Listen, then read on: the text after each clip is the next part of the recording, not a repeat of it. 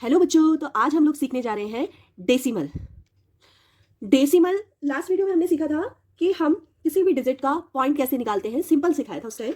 और आज हम सीख रहे हैं कोई पॉइंट वाली डिजिट है उसको फ्रैक्शन में कैसे लाना है, वो आज हम लोग सीखेंगे। ठीक है, तो चलिए स्टार्ट करते हैं। सबसे पहले हम लोग आज देख रहे हैं, जैसे मैं यहाँ लिख रही हूँ 0.4 लिख रही हूँ, सपोज 0.4। अब इसको हम नॉर्मल डिजिट में कैसे कन्वर्ट करेंगे, मतलब पॉइंट कैसे हटाएंगे। ठीक है, तो पॉइंट हटाने के लिए हम लोग सबसे पहले क्या करेंगे कि ये जैसे ही हम पॉइंट हटाएंगे, यहाँ से ये पॉइंट जैसे ही हटेगा तो हम लिखेंगे 4। और पॉइंट के पीछे कितने नंबर है? पॉइंट के पीछे हमारे पास सिर्फ एक ही डिजिट है, एक ही नंबर है, तो हम लोग 4 अपॉन पॉइंट के नीचे क्या कर देंगे, 10 कर देंगे। एक जीरो लगाएंगे सिर्फ। ठीक है, क्योंकि पॉइंट के पीछे सिर्फ एक ही नंबर है, इसलिए हम पॉइंट हटा देंगे और इसके नीचे क्या लगा देंगे, 10 लिख देंगे। ठीक है, उस तरह से आप लोग कर देंगे तो ये आपका फ्रैक्शन बन गया। अब ये फ्रैक्शन अभी पूरी तरह से कंप्लीट नहीं है, क्योंकि आप ये देख सकते हैं कि 4 और 10 दोनों क्या है, इवन नंबर है, और दोनों 2 की टेबल से दोनों के दोनों कट हो सकते हैं, है ना। 4 भी 2 की टेबल में आता है और 10 भी 2 की टेबल में आता है ना। तो 4 2 से कैंसिल करो पहले ऊपर वाले को, 4 को, तो 2 जा 4, 2 जा कितनी बार जा रहा है, 2 जा 2 टाइम जा रहा है ना। और 10 को करो, 2 का टेबल पढ़ोगे 10 से ज्यादा है, तो 2 5 जा 10 है ना, तो 5 टाइम जा रहा है ये, 2 5 जा।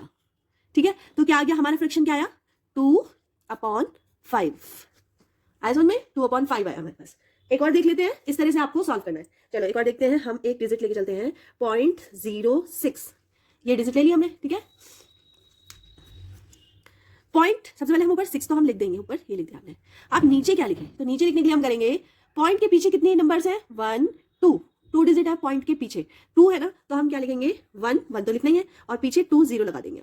देखिए 2 0 लगा दिया, बस इस तरह से हमारा फ्रैक्शन हो गया। लेकिन अब ये कंप्लीट सॉल्यूशन नहीं है। क्यों नहीं है कंप्लीट सॉल्यूशन? इसको जब तक हम कट करते हैं, जब तक कि बिल्कुल कट हो जाए, मतलब इसके बाद कोई कट हो ही ना, ठीक है, डिवाइड ना हो उसके बाद। और दोनों ऊपर नीचे के नंबर्स को हम सेम डिजिट से डिवाइड करते हैं। कभी आप लोग ये मत कर देना कि ऊपर 3 से कर दिया और नीचे 2 से कर दिया, ऐसे नहीं करते। अगर ऊपर वाले को आप 2 से करेंगे डिवाइड, तो नीचे वाले को भी 2 से ही करना पड़ेगा, आप 3 से या 5 से नहीं कर सकते हैं। ठीक है, तो इतना याद रखना।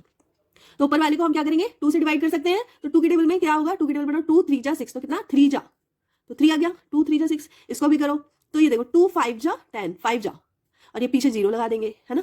तो क्या बचेगा इसका आंसर, 3 अपॉन 50। बस ये लास्ट कट है, इससे ज्यादा ये कट नहीं हो सकता। ठीक है, तो ये इसका आंसर है। चलिए एक और करके दिखाती हूँ मैं, 0.25। अगर इस तरह से फ्रैक्शन, इस तरह से डिजिट हो, पॉइंट हटाना है, तो आप क्या करेंगे, 25 आप ऊपर लिख देंगे। ठीक है, और 25 मतलब पॉइंट के पीछे कितने डिजिट है, 2 डिजिट है, 1 2 डिजिट हुए, तो हम क्या करेंगे, 100 कर देंगे। मतलब 2 डिजिट है तो 2 0, 3 डिजिट है तो 3 0, मतलब पॉइंट के पीछे कितनी डिजिट है ये हमें देखना पड़ता है। जैसे यहाँ हमने पॉइंट के पीछे 1 डिजिट है तो 1 0 लगाया, 2 डिजिट है 2 0, 2 डिजिट है 2 0, है ना। अब देखिए, अब ये वाला किससे कटेगा, आप ये बताइए। जैसे 25 है तो 25 और 100, अगर आपको 25 की टेबल आती होगी, अगर आपको 25 की टेबल आती है, तो आप डायरेक्ट भी कर सकते हैं कि 25 4 जा, डायरेक्ट करेंगे तो 4 जा आ जाएगा, 25 4 जा 100 होता है। लेकिन मुझे लगता है कई बच्चों को 25 की टेबल नहीं आती होगी, तो आप 5 5 करके भी कर सकते हैं। जैसे 25 को 5 की टेबल में आता है और 5 की टेबल में 10 भी आता है ना। 0 हम हटा ऐसे छिपा लेते हैं, 0 मतलब छोड़ देते हैं, सिर्फ 10 को करेंगे। ठीक है, तो 5 की टेबल में कितना आएगा, 5 5 जा 25, 5 5 जा, तो जा हम यहाँ लिखते हैं 5 5 कितनी बार गया है, तो 5 5 जा 25, और 5 2 जा 10, तो 2, और पीछे एक 0 बच जाएगा ना, क्योंकि हमें तो 10 ही डिवाइड किया है, 0 बच गया तो 0 हम लिख देंगे।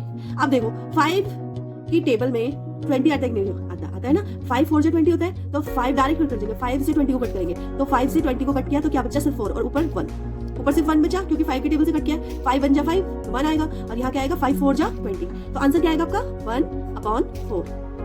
ठीक है, एक लास्ट करके दिखाती हूँ आप लोगों को, एक 3 डिजिट वाला कर देते हैं। ठीक है, जैसे हम यहाँ पे करते हैं 075, ये देखिए 3 डिजिट का आ गया।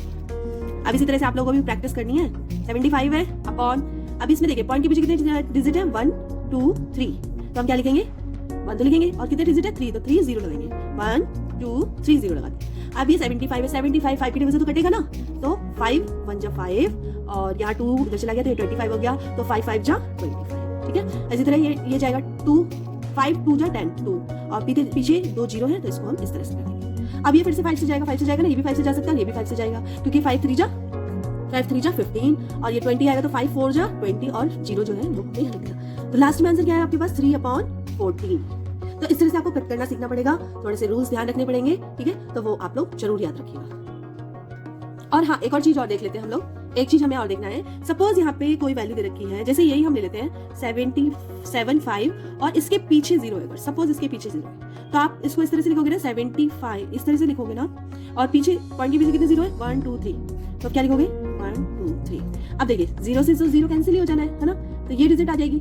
तो आप अगर चाहें, अगर 0 लास्ट में होता है तो उसकी कोई वैल्यू नहीं होती, अगर पॉइंट के सबसे लास्ट में डिजिट के, अगर देखो यहाँ अगर कोई नंबर के आगे 0 है तो उसकी वैल्यू है 0 की, ठीक है। लेकिन अगर पॉइंट है और पॉइंट के पीछे कोई इस तरह से डिजिट दी गई है और उसके पीछे कोई 0 है तो उसकी कोई वैल्यू नहीं है। तो आप इसको अगर 0 इस तरह से दिया है तो आप इसको डायरेक्ट कैसे लिखोगे, 0.75, 0 हटा दोगे, बिल्कुल हटा दोगे, क्योंकि इसकी कोई वैल्यू नहीं। अगर आप इस तरह से लिखते भी हैं तो भी लास्ट में इस तरह से ही तो आएगा।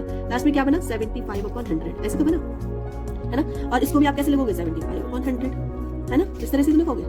तो बात तो एक ही हुई, चाहे आप इस तरह से लिख लो चाहे इस तरह से, तो ज्यादातर इसी तरह से 0 को हटा दिया जाता है। तो ये चीज आपको याद रखनी है। चलिए, तो आज की वीडियो में इतना ही। नेक्स्ट वीडियो जो आएगी उसमें हम लोग डेसिमल के और भी सारे सीखेंगे कि किस तरह से बड़ी बड़ी इक्वेशन सॉल्व की जाती है, बड़े नंबर्स जो होते हैं उनको डिवाइड कैसे किया जाता है डेसिमल में, तो वो सब चीजें हम सीखेंगे। और पॉइंट के क्वेश्चंस कैसे किए जाते हैं, तो प्लस माइनस मल्टीप्लाई डिवाइड सबको सीखेंगे। तो आपको डीपली तरीके से सारा कुछ आप डेसिमल का सीख लेंगे, ठीक है। चलिए, अगर आपको थोड़ी सी भी वीडियो यूजफुल लगती है तो प्लीज सब्सक्राइब कर देना, लाइक कर देना, अपने फ्रेंड्स को शेयर कर देना। Thank you, bye.